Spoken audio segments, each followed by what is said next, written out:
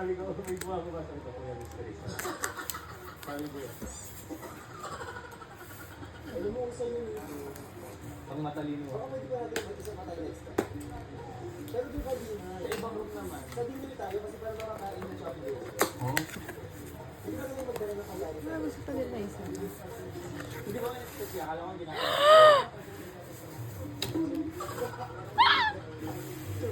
Makikita muna tayo. Ako na in-expect ko ma. OMG! Kasi kung Solar pink! Oh my gosh! tagal kayo. Salamat sa iyo. Kasi kung tumulong siya, nahirapan tayo. Actually, tumulong siya. Sinakaw po siya sa ano, di ba? Oo. Hindi tayo kailangan. Nanginig ako. Oo. So, yun. Oras pa naman yung gusto tayo agad. May sinasabi ba? Magsalita. Pero kung talaga feeling ko masasolve natin, ang lakas ng load. Kasi tayo natin.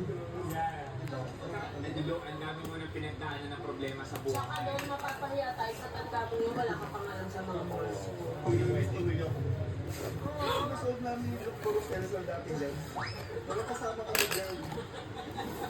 Sinulat yung LPD Bustiges. Kaya na rin namin kasi nakulong kami sa loob, so kailangan namin nasulat yung LPD at yung no limit ang hair. Diyan, sa mystery, ano na, nasulat.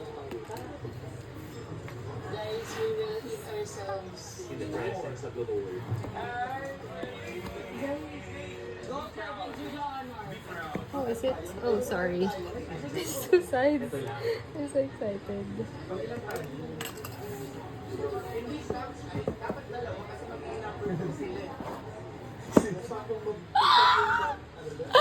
It's so nice! Oh my gosh! Sabihin nyo na lang kung ayaw